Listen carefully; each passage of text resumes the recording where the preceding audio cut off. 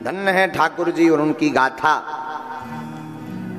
जिनकी मंगलमयी मधुरमयी गाथा को हम लोग जितनी बार सुने उतनी बार कम लगती, उतनी बार नया रस नया अनुभव। अब हमारा ही विचार करो कितनी कथाएं नहीं कर ली होगी। पर एक होता ना, जैसे कोई व्यक्ति कोई काम करता हो तो बार बार वही करे तो मन खिन्न हो जाता, अरे यार भाई अब बहुत हो गया है, अब कभी छुट्टी होनी चाहिए है? एक मन में खिन्नता आ जाती, उबासी आ जाती। और कई आज 10-11 साल व्यासपीठ पर उनके चरणों में विराजमान हुए हो गए। महीना में 12 दिन 15 दिन ऐसे होंगे, 10 दिन ऐसे होंगे कि जो बिना कथा के गुजरते होंगे। तो वो 10 दिन 10 साल से लगते हैं, लगने लगता कब कथा आवे और कब व्यासपीठ प्राप्त हो गए और कब उनके चरणों में बैठकर कुछ उनके गुणानुवाद को गाया जावे। लोग कहते पुराण का अर्थ तो प्राचीन होता है, लेकिन पुराण का अर्थ केवल प्राचीन नहीं होता, पुराण का अर्थ होता जो नित्य नवीन होते हुए भी पुराना है, वही तो पुराण है। रामायण और पुराण आप जितना पढ़ो उतनी बार नई लगती है, नया अनुभव आता है, नया रस आता है। छिनहि चढ़े छिन उतेरे सो तो प्रेम न हो, अघट प्रेम पिंजर बसे प्रेम कहावे सो। अच्छा ऐसे समझो, आपको कोई मूवी एक बार दिखाई जाए, वही मूवी 2 बार, वही 3 बार, 5 बार, 6 बार, 7 बार एक ही फिल्म को दिखाया जाए, 8वीं बार आपको पूरे सीन याद हो जाएंगे कि अब हीरो आएगा, अब विलन आएगा, अब ढिसुम ढिसुम होगी, अब गाना होगा। हाँ जी या ना जी? अच्छा 9वीं बार फिर वही दिखाई जाए, इसे देखो, तुम कहोगे भाई ऐड चाहे दिखा दो, ये रहने का बहुत हो गया, अब नहीं, अब बहुत देख ली बार बार, कुछ और दिखाओ। हाँ जी या ना जी? अच्छा कथा कितनी बार नहीं सुन ली, कितनी बार सुने नहीं बैठे मोबाइलों पर, टीवी पर सामने, लेकिन कभी लगा कि कथा नहीं सुननी। बोले क्यों नहीं लगता है? बोले यही तो कथा है।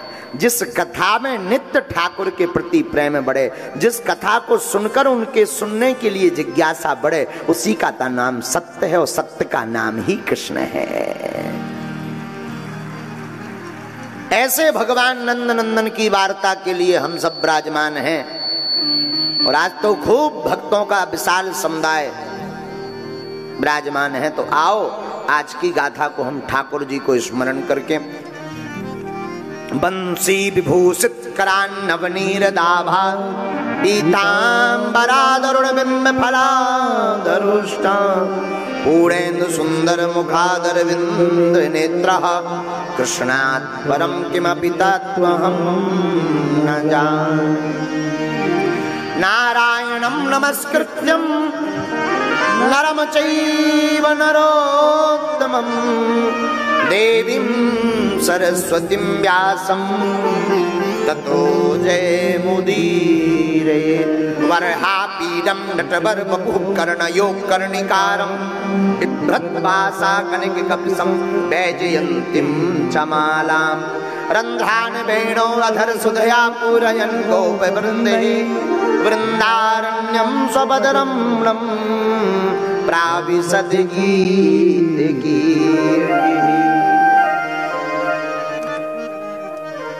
ऐसे ठाकुर जी जिनकी मंगलमयी गाथा त्रिभुवन को सुशोभित करने वाली है। तो बोले भैया उन भगवंत के चरण कैसे मिलेंगे? बोले संतों की कृपा से ही भगवंत के चरण प्राप्त होते हैं। बिना गुरु की कृपा के ठाकुर जी के चरणारविंद का मिलना बड़ा कठिन है। देखो भाई, किसी नेता अभिनेता या किसी भी अधिकारी के पास जाओ तो द्वार पर जो द्वारपाल होता है पहले उनको निवेदन करना पड़ता, हमको भाई अंदर जाना है, आप खबर पहुंचा दीजिए कि अमुक व्यक्ति आए, तब प्रवेश मिलता है। उसी प्रकार ठाकुर जी के चरणों में आपको पहुंचना है तो ठाकुर जी के साथ में रहने वाली जो गोपांगनाएं हैं, ठाकुर जी के जो बहुत प्यारे भक्त हैं, ठाकुर जी को जो समर्पण भाव से मानने वाले भक्त हैं, ऐसे भक्तों के चरणों को पकड़ना पड़ेगा, तभी ठाकुर जी के अंतर्भाव में ठाकुर जी के चरणों तक पहुंचने का मौका मिलेगा। आप कहोगे महाराज बड़ा कठिन है। कठिन तो कुछ भी नहीं इस संसार में। कठिन उनको है जिनको आलस भरी, जिन्हें कुछ करना नहीं तो वो उनकी बातें होती हैं। अब हमसे नहीं होगा, अब कौन हैरान हो गए, अब हमारे बस में नहीं है, बुढ़ापा का शरीर है। भैया हार वह व्यक्ति मानता जिसका मन हार जाता। मेरे पागलों, जिंदगी में एक बात तुम आज की कथा में नोट करके जाना, आशा एक ऐसी वुष्ट है जो अपनी जिंदगी में सफलता को पाने के लिए आशा की किरण भीतर जगा लेता। वो हमेशा हारता रहे पर एक दिन जीत जाता है।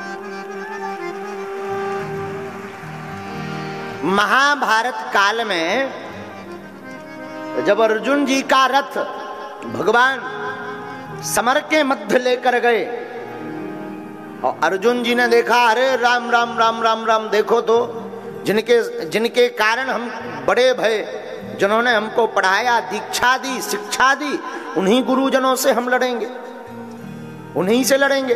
अरे इनके पास तो हमसे ज्यादा बल है, हमसे बड़ी धनुर्विद्या है, हमसे ज्यादा ज्ञान है, हमसे ज्यादा बलशाली है, हमारा जीतना तो बड़ा कठिन है। लौट आए, पसीना पसीना हो गए अर्जुन जी, मुंह सूख गया, कांपने लगा शरीर। भगवान बोले क्या हुआ, हार्ट बीट क्यों बढ़ गई तुम्हारी? अर्जुन जी बोले महाराज अब तो युद्ध हो गया, हम नहीं लड़ने वाले। भगवान बोले क्यों? अरे महाराज आप किनसे युद्ध लड़ने की बात कर रहे हैं?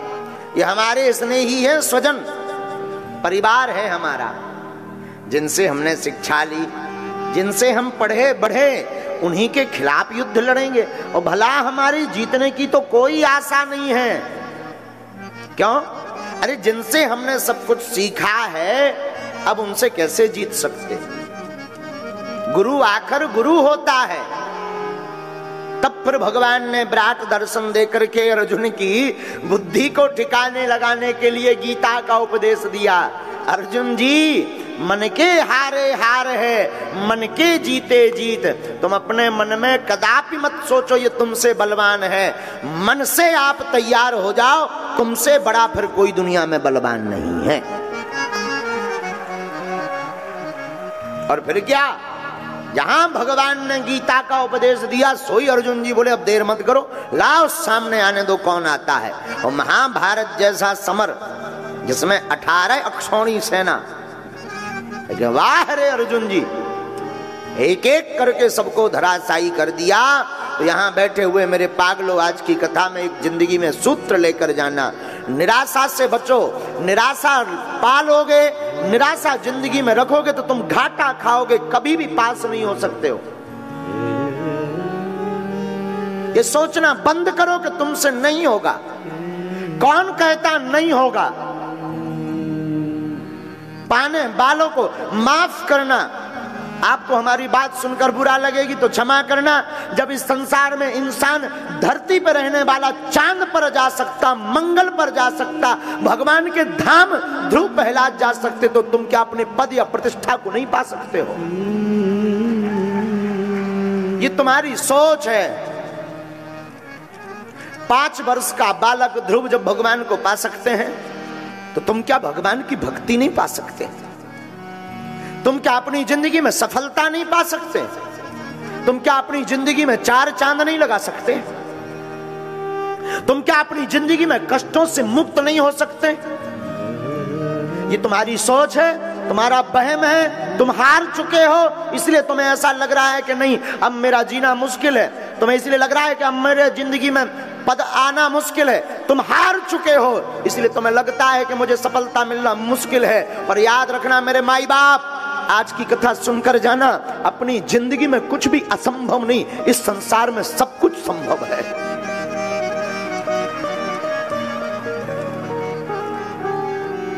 युवान भाई जितने कथा सुन रहे हैं वो सुने, एक कहानी हम आपको बताते हैं। विदेश में एक बालक हुआ, भोला भाला सीधा सा। मां ने पढ़ने के लिए भेजा कि तू स्कूल पढ़ने जा। वो स्कूल पढ़ने के लिए भोला भाला छोटा सा बालक पढ़ने जाता। लगभग 4 साल तक पढ़ा। एक दिन उसकी शिक्षिका ने, उस विद्यार्थी की जो पढ़ाने वाली शिक्षिका थी, उसने एक चिट्ठी लिखी। कहा, सुन ये चिट्ठी ले, तू अपनी मां को दे देना और लौट कर स्कूल मत आना। वह चिट्ठी लेकर मां के पास आया। मां, मुझे शिक्षिका ने कहा है कि ये चिट्ठी मां को दे देना, लौट कर स्कूल मत आना।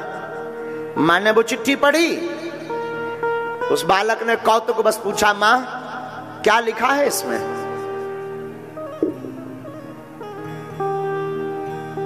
तो उसकी मां ने मुस्कुराते हुए कहा, बेटा कुछ भी नहीं, इसमें लिखा है कि तुम्हारा बेटा बड़ा होनहार है, तुम्हारा बालक बहुत बुद्धिमान है, तुम्हारा बालक पढ़ने में बहुत होशियार है, तुम्हारा बालक बहुत ग्रेजुएट है। इसकी पढ़ाई के स्तर का हमारे पास तो कोई मास्टर भी नहीं है, कोई शिक्षक भी नहीं है, और इसको पढ़ा पाना इसकी जीवन में रुकावट बन जाएगी। एक काम करो, इसको कोई बहुत अच्छे स्कूल में ले जाओ, कोई बहुत बड़े स्कूल में इसको पढ़ाओ। बालक को लगा वाह, और उस मां ने वह चिट्ठी एक डायरी के बीच में रख दी। ध्यान से सुनना। अब मां ने उस बच्चे पर फोकस देना प्रारंभ किया, उस बच्चे को पढ़ाना प्रारंभ किया। मां से वो बार बार पूछता कि शिक्षिका ने और क्या कहा था? तुम बहुत सुयोग्य हो बेटा, तुम्हारी मैडम ने कहा था तुम बहुत सुयोग्य हो, बहुत होनहार बच्चे हो, एक दिन तुम नाम रोशन जरूर करोगे, ऐसा उसमें लिखा है चिट्ठी में। तुम पढ़ना बंद कर मत करो, पढ़ो। प्रातः काल से लेकर रात तक मां पढ़ाती। अब वो बालक धीरे धीरे बड़ा हो गया। वह बालक बड़ा हुआ और आप सुनकर चौंक जाएंगे, वो इतना महान वैज्ञानिक बना, इतना महान वैज्ञानिक बना।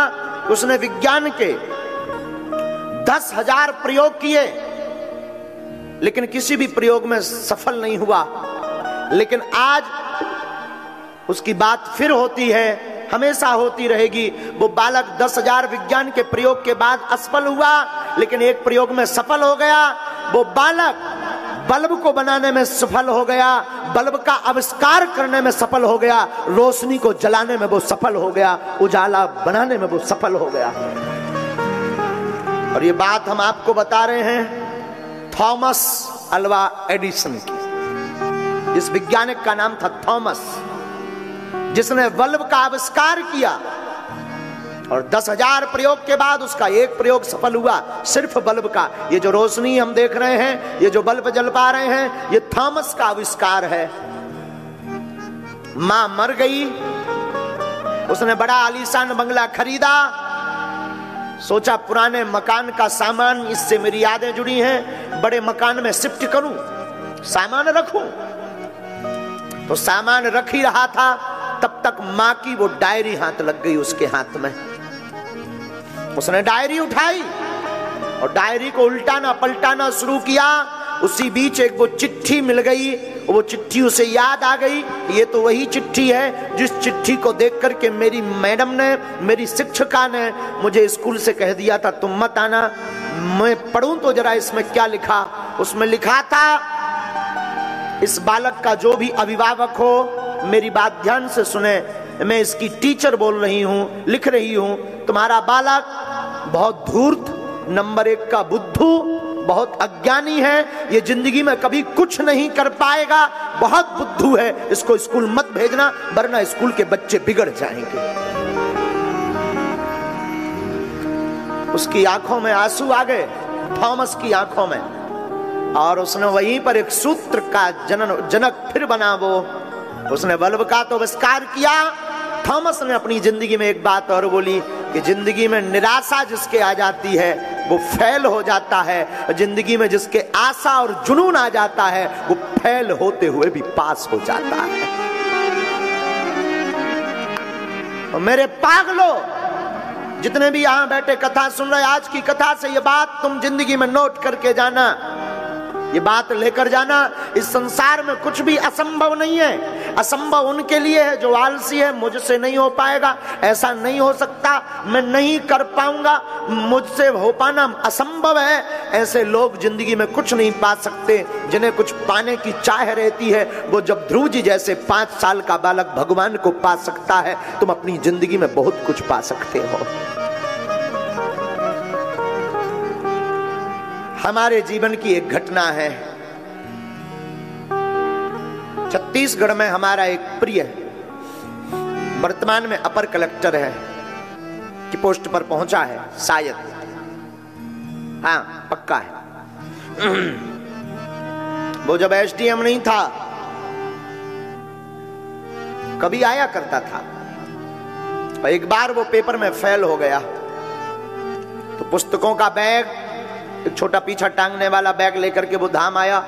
उस जमाने में सन 2017 में उतना समुदाय बागेश्वर धाम पर नहीं होता था, बहुत कम लोग आते थे, 1000, 1500, 2000, 5000 लोग हाईएस्ट। वो बालक मंदिर की सीढ़ियों के पास खड़ा था, हम दर्शन करने गए, हमने कहा कहां से आए हो? उसने अपना पूरा परिचय दिया। हमने कहा रो क्यों रहे? उसने कहा गुरुदेव हमें आपसे कुछ बात करनी है। हमने कहा हम रात को मिलते हैं तुमको। लगभग हमें आज भी याद है 9:30 बजे रात को हम उस बालक को मिले। रो रहा था, हमें लगा कोई बहुत बड़ी विपदा होगी इसलिए रो रहा। जो अर्जी का विधान है, अर्जी लगाई हमने, पर्चा बनाया, उसमें लिखकर आया कि ये बालक पेपर में फेल हो चुका है, मरने के लिए घर से निकला है। तो हमने उसको ज्यादा टाइम देने का सोचा, इसको ज्यादा समय देना चाहिए। लगभग 15 मिनट तक हमने उसको बात की। हमने कहा ये जो तूने प्रण लिया, मरना है, पर एक बात समझ में नहीं आई, तू बागेश्वर धाम क्यों आया? उसने कहा मैं घर से सब सामान लेकर निकला हूं, और सामान भी कुछ नहीं, जिन पुस्तकों से मुझे लगाव था उनको लेकर निकला हूं कि मैं मरूं भी तो इनके साथ मरूं, क्योंकि गुरुदेव मैंने बहुत मेहनत की, दिन रात मेहनत की, अब बॉस बहुत हो गया, अब मुझसे नहीं रहा जा रहा, लोग मेरी खिल्ली उड़ा रहे, लोग मेरा तमाशा बना रहे, घर वालों ने भी जितनी संपत्ति लगानी चाहिए उससे ज्यादा मेरी पढ़ाई पर, मेहनत पर संपत्ति लगाई, अब मैं टूट गया हूं, अब मुझे जीना नहीं है, मेरा सब व्यर्थ गया। बाप का पैसा, मेरा पिता किसान है, कृषि करता है, रातों भर उसने खेतों में पानी लगा लगा करके अनाज उगा करके बेचकर मुझे पढ़ाया, अब मुझसे नहीं देखा जाता। वो पूछते हैं बेटा तू क्या बन गया? मैं जवाब नहीं दे पा रहा हूं गुरुदेव। अब मैं चाहता हूं कि मैं लौट के जवाब भी ना दूं, मैंने मोबाइल भी बंद कर दिया, नाते भी सबसे तोड़ लिए, बस मेरे पास 2 दिन है। आखिर में मैं यहां से गुजर रहा था और मैंने सोचा मरूं भी तो गंगा प्रयाग में मरूं, इलाहाबाद जा रहा हूं, लेकिन खबर लगी कि बागेश्वर धाम यहीं पर है, तो सोचा यहां होता हुआ जाऊं। तब हमने उसको कहा देख प्यारे, तू मर भी जाए तब भी तेरी समस्या का समाधान नहीं होना है। कभी तू भागवत पढ़ना, तो भागवत में जरासंध ने भगवान पर 17 बार आक्रमण किया, 17 बार हारा, 17 बार उसको पराजय मिली, लेकिन भगवान से वो 18वीं बार फिर लड़ा, फिर भगवान को रण छोड़ना पड़ा और उसने विजय घोष का डंका बजाया। हमने कहा भगवान के खिलाफ भी जब तू बार बार कोशिश करेगा, और व्यक्ति जब भगवान के खिलाफ भी जीत जाता है, तो तू तो पढ़ाई करके पद को पाना चाहता है, तू कैसे हार सकता है पागल? तू बहुत कमजोर आदमी है, और तू मर भी जाए तो मृत्यु सॉल्यूशन नहीं है, मरने के बाद भी तू सफल नहीं होगा। फिर तू मर भी जाएगा, फिर तेरा जन्म होगा, फिर तू वही गिनती गिनेगा 1 2 3 4 5 6 7 8 9 10 11 12, 12वीं पढ़ाई करेगा, फिर तू बीए करेगा, फिर तू एमए करेगा, फिर तू डिग्रियां करेगा, फिर पढ़ाई करेगा, फिर फेल होगा। इससे अच्छा है तू अभी पढ़ाई कर, 2 बार फेल होगा पर 3री बार तू पास हो ही जाएगा। और साधु हमने सुना, वो बालक इतना सुन के निकला, उसको वो जरासंध की बात दिमाग में लग गई, भागवत के जरासंध की बात उसके दिमाग में फिट बैठ गई। और हमने सुना जब वो एसडीएम बना था पहली बार, तब हमारे पास आया था। तो जब वो जैसे ही गया, भगवान की ऐसी कृपा कि एक बार फिर फेल हुआ, जाने के बाद भी एक बार फिर फेल हुआ, अर्जी लगाने के बाद फिर फेल हुआ। वो फिर आया कि गुरुदेव फिर फेल हूं। हमने कहा एक बार और जा। और वाह रे बालाजी, वो आज अपर कलेक्टर के पद पर बैठा हुआ है। वहां जिंदगी में उसने खुद कहा, रोज जिस दिन वो बना था एसडीएम बना था, जिस दिन बना था उसकी आंखों की वो चमक बता रही थी, उसके चेहरे की वो मुस्कुराहट बता रही थी, उसके हाथ में वो हमें आज भी याद है, हाथ में वो फूल का गुलदस्ता लिए हुए, मिठाई लिए हुए और पूरे में राम नामी तौलिया ओढ़े हुए रात के समय 8:30 बजे हमको मिला था। और रात के समय आकर के मिलकर के फबक फबक करके रो रहा था। हमने कहा पागल क्या हुआ? बोला गुरुदेव आज अगर बालाजी के चरणों में न आते तो शायद अपनी जिंदगी में अब तक मेरा नामो निशान मिट गया होता। पर एक बात मैंने जिंदगी में समझ ली, कितनी भी बार हार जाओ पर कभी अपने मन को मत हारना स्वीकार करना। जो व्यक्ति अपने मन को हारा हुआ स्वीकार नहीं करता वो पास हो जाता है। फेल तो वो होते हैं जो बहुत कमजोर लोग होते हैं। ये बात जितने भी युवा कथा सुन रहे हैं तुम्हारे लिए बहुत है। आज की कथा तुम्हारी जिंदगी में बहुत काम आएगी। मेरे पागलों, तुम बार बार असफल हो जाना पर अपने मन को असफल मत होने देना। तुम फिर लगे रहना, कबहू तो दीन दयाल के भनक पड़ेगी कान। कभी तो तुम्हें सफलता मिलेगी। एक और घटना तुम्हें बताते हम अपने दादा गुरु जी की। ये जो चित्र लगा ना हमारे दादा गुरु जी का, इनमें धैर्य और संयम बहुत था, बहुत धैर्यवान। गांव के लोगों ने कहा कि तुम्हें सरपंच बनना चाहिए। थे तो साधु पर मनमौजी भी थे। संत हमेशा पानी की भांति होता है। और गांव के लोगों ने कहा कि आपको सरपंच बनना चाहिए। बहुत पुरानी बात, सन 1987 की चर्चा, 87 में। और आप सुनकर चौंकेंगे, दादा गुरुजी हमारे सरपंच भी बने। तब 7 गांव की एक पंचायत थी। हमने अपने पिताजी के मुख से यह वाकया सुना। गांव के लोगों ने कहा कि आपको ग्राम के विकास के लिए सरपंच बनना चाहिए। इन्होंने कहा देखो जी हम तो साधु भाव वाले हैं, हम राजनीति से हमें क्या लेना देना। लेकिन किसी ने इनको ललकार दिया कि तुम्हारे अंदर सामर्थ्यता नहीं है, इसलिए टुच्चापन की बातें करते हो, तुम तो चुटकी और भभूति बांटते रहो, इसी में काम चलेगा। इनको बात चोट लग गई। और चोट लगी तो याद रखना मेरे पागल, कभी भी जिंदगी में तुम्हारे पास बल हो, पद हो, लोग हो, धैर्य मत खोना। कभी भी जोश में बात मत करना। जो भी बात करना वो होश में बात करना, क्योंकि जोश ज्यादा से ज्यादा 10 दिन का रहता है, होश जिंदगी भर के लिए रहता है।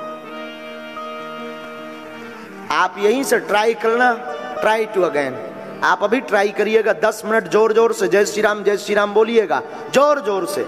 तो मुश्किल से आप 5-7 मिनट बोलेंगे, श्वास फूलने लगेगी, आप थक कर कोने में बैठ जाओगे। और आप रिदम से जय श्री राम जय श्री राम जय श्री राम बोलिएगा, पूरी जिंदगी बोलते रहेंगे, कभी नहीं थकेंगे। इसलिए जोश में नहीं, होश में। हमारे गुरुदेव ने कभी भी जिंदगी में होश नहीं खोया। हमारे गुरु जी का सिद्धांत था, दुनिया क्या बोल रही है, हम अपने दादा गुरु के सिद्धांत के कारण ही आज बचे हैं। कई बार लोग हमारे सामने आते हैं, बहुत अच्छे लोग भी आते, बहुत बुरे लोग भी आते हैं, मीडिया भी आती, न जाने क्या क्या बोलते, न जाने क्या क्या कहते, न जाने। अरे और तो ठीक ही बात, कई बार तो हम अपने गांव में भी कई बार विरोध देखते हैं, लेकिन हम कभी जोश में होश नहीं खोते हैं। हम मौन रहते हैं, हम कहते प्यारे तेरा आज टाइम है, कल हमारा आएगा फिर बताएंगे। और कभी भी किसी को जवाब देना हो ना तो ताकत से जवाब मत दो। किसी को जवाब देना है ना तो कर्म करके जवाब दो। ऐसा कर्म उसके सामने करो अच्छा कि उसकी बोलती बंद हो जावे। तो दादा गुरु को बात लग गई और फिर क्या था, पूरा गांव एक तरफ, हमारे गुरुदेव ने कुछ बोला नहीं, आप एक तरफ, सबने कहा कि मुश्किल है मुश्किल है मुश्किल है। लेकिन जब परिणाम निकला तब विजय सत्य की हुई। और ये बात हम आपको इसलिए आज की बता रहे हैं कि आज की कथा एक सूत्र के साथ है, निराशा से बचें। निराशा से कुछ नहीं होगा, जिंदगी में कुछ अगर होगा तो आशा से होगा। आशा का संचार सफलता देता है। नजरिया बदलो, सोच बदलो। और ये बात जितने भी भक्त, कई लोग हमको मिलते, महाराज बहुत दिन से ठाकुर जी की भक्ति कर रहे हैं, बहुत दिन से हनुमान जी की भक्ति कर रहे हैं, आज तक कुछ नहीं हुआ। अभी आप कर ही नहीं रहे। जो व्यक्ति डूब जाता है वो बोल नहीं पाता है कि मैं डूब गया। जो व्यक्ति डूबता नहीं है, केवल कंठ तक जल में है, वो चिल्लाता है बचाओ मैं डूब गया हूं। जो डूब जाता वो बोल नहीं पाता, उसका तो हाव भाव बताता है कि ये डूब गया है। जो भक्त बन जाता है फिर वो बोल नहीं पाता कि मैं भक्त हूं, उसकी वाणी, उसके नेत्र बता देते हैं कि ये ठाकुर जी का हो गया। फिर आपको नहीं बताना पड़ेगा कि हम ठाकुर जी के हैं, पर आपको कहना नहीं पड़ेगा कि हम हनुमान जी के हो हैं। कई लोग हमारे पास आते कहते गुरुजी हम तो बालाजी के हो गए। तुम्हारे कहने से तुम बालाजी के नहीं हुए, वो कहें तब बालाजी के भय। जिनके भय वो बोले, तुम्हारी वाणी ना बोले, नेत्र बोले, तुम्हारी चाल बोले, तुम्हारा स्वभाव बोलने लगे, तुम्हारे शब्द बोलने लगे, तुम्हारे कर्तव्य बोलने लगे, तुम्हारे कर्म बोलने लगे, और तुम्हें बोलने की आवश्यकता ही नहीं पड़ेगी। वो जिस दिन तुम बालाजी के हो जाओगे, तुम्हारी बोल चाल, वाणी, चलन, उठन बैठन वो सब बोलने लगेगा ये बालाजी का पागल हो गया। पाने वाले को कुछ भी असंभव नहीं।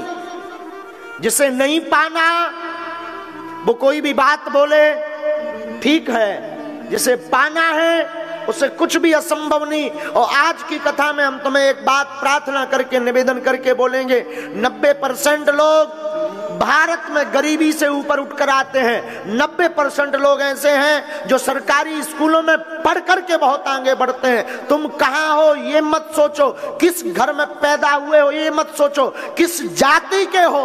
हमारे प्रभु के दर में कोई बिरादरी नहीं है, सबका स्वागत है हमारे हनुमान जी के द्वार में।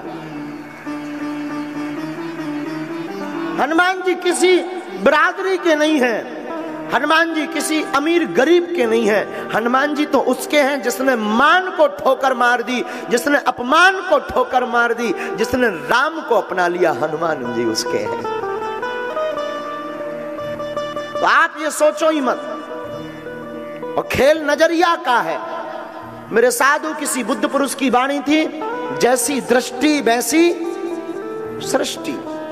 आपकी आंखों का देखने का तरीका जो होगा, जमाना आपको वैसा दिखाई पड़ेगा। आप काममय दुनिया को देखोगे, पूरा संसार काममय दिखाई देगा। आप राममय देखोगे, आपको हर बंदे में राम दिखाई पड़ेगा। खेल नजरिया का है। नजरिया बदलो, दृष्टि बदलो, आंखों को बदलो। आंखों का बदलने का मतलब है तुम आई का ऑपरेशन मत करवाना। आंखों का बदलने का मतलब यह नहीं है कि तुम हॉस्पिटल जाकर के ये गटान निकाल के बकरे का लगा कर आ जाओ। नहीं, आंखों का बदलने का मतलब देखने की सोच, थिंकिंग बहुत शार्प और बहुत पवित्र होनी चाहिए। किसी गांव में एक व्यक्ति के पास घोड़ा था। उस घोड़े को आदत थी हरी घास खाने की। जून के महीने में घास की कोई व्यवस्था नहीं, तो जिसके पास घोड़ा था, घोड़े का मालिक परेशान। गांव में कोई महात्मा आए थे, तो वो महात्मा के पास गया, बोले महाराज क्षमा कीजिए, हमने सुना आप तंत्र मंत्र बहुत जानते हो, कोई ऐसा मंत्र का ताबीज दे दो हमें। हमारे घोड़े को हरी घास खाने की आदत है, जून के महीने में कहां से लाएं, तो ये सूखी घास खाने लगे, ऐसा कोई मंत्र मारो। महात्मा ने कहा माफ करना, इंसानों के लिए तो मैंने मंत्र सीख रखा, घोड़ों के लिए नहीं सीख पाया। अभी घोड़ों के लिए कोई मंत्र की व्यवस्था नहीं है। एक काम करो, उपाय बता सकता हूं। हाँ वही बताओ। तुम घोड़े के नाप का एक चश्मा बनवाओ, उस चश्मे का लेंस हरा रखो, ग्रीन कलर का। बस उसके सामने पहले सूखी घास डालना, फिर वो अपना चश्मा पहना देना, उसको ठीक ठाक नाप का बनवाना, बांधने वाला, सॉल्यूशन हो जाएगा। व्यक्ति ने सोचा ट्राई टू, करना तो चाहिए। व्यक्ति गया, घोड़े के नाप का एक चश्मा बनवाया, ग्रीन कलर का, हरे कलर का लेंस रखा, उसी घोड़े के सामने जिसको हरी घास खाने की आदत थी, सूखी घास डाली, घोड़े ने नहीं खाई। चश्मा उठाया, चश्मा पहनाया, बांधा, लॉक किया। घोड़े ने जैसे ही चश्मे से बाहर देखना प्रारंभ किया तो जो सूखी घास थी वो हरी नजर आने लगी, क्योंकि लेंस का कमाल था। घोड़े ने कहा बात बन गई और घोड़ा खाने लगा। ये तो प्रसाद लेकर महात्मा के पास पहुंच गया कि आपका उपाय तो बहुत जोरदार है, काम कर गया। महात्मा बोले ये कमाल हमारा नहीं, ये कमाल चश्मे का है, ये खेल पूरा चश्मे का है। और संसार में भी खेल पूरा नजरिया का है। जैसी आपकी दृष्टि होगी संसार भी आपको वैसा दिखाई देगा। हमको अभी जब हम बैठे थे तो लोग कह रहे थे महाराज जी आप बहुत कई बार कट्टर हो जाते हो, बहुत से लोग आपके पीछे पड़ गए हैं, बहुत प्लान आपके लिए होने लगा। हमने कहा माफ करना, हमें पूरे भारत में सनातन के अलावा कुछ दिखाई नहीं पड़ रहा है। हमको सनातन के अलावा जो मिलता हमें लगता ये सनातनी है। तो एक व्यक्ति ने बहुत प्यारा तर्क किया हमसे, हमारे ही अपने परिकर में से। उसने कहा महाराज आप सनातनी देख पा रहे हो पर दूसरे धर्म के लोग, हमका धर्म तो एक ही है, सनातन है, बाकी सब पंथ और मजहब है, हम मानते ही नहीं। तो लोगों की अपनी अपनी दृष्टि, आप जिस दृष्टि से देखोगे, बागेश्वर धाम को आप बालाजी की दृष्टि से देखोगे तो बालाजी दिखाई पड़ेंगे। आप अगर पाखंड की दृष्टि से देखोगे तो आपको डगडग पर पाखंड दिखाई पड़ेगा। आप अगर ढोंग की दृष्टि से देखोगे तो आपको प्लांटेड लोग नजर आएंगे। आप अगर अपनत्व की दृष्टि से देखोगे तो आपको अपना घर दिखाई पड़ेगा। और जिस दिन तुम समर्पण की भांति दृष्टि से बालाजी को मानने लगोगे उस दिन घर पर बालाजी की सेना नजर आने लगेगी। अब आपकी दृष्टि क्या है? हमारे हनुमान जी माफ करना, हवा का कोई आकार नहीं होता, जल का कोई आकार नहीं होता। जल नदी में बहता है तो नदी का जल होता, जल समुद्र में पहुंच जाता तो समुद्र का जल हो जाता, जल घड़े में भरता है तो घट का जल होता है, जल कुआं में रहता तो कुआं का जल होता। जल तो आखिर जल होता है, जिस पात्र में होता उसी का बन जाता है। उसी प्रकार आपकी दृष्टि जो होगी, आपकी सोच जो होगी, आपके पाने का जो जुनून होगा, आप वही जिंदगी में पाएंगे। और आज के सूत्र को मैं विराम करने के पूर्व निवेदन करूं, मेरे साधु, मेरे माई बाप, फिर से कहता हूं, यहां से आज की कथा से तुम कुछ लेकर जाना या ना जाना, जिंदगी में कुछ भी असंभव नहीं है, ये सोच जरूर घर लेकर जाना।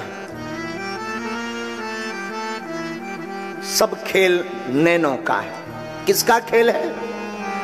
आंखों का। और आंखों का खेल है तो ठाकुर जी से नैन लड़ाते हैं।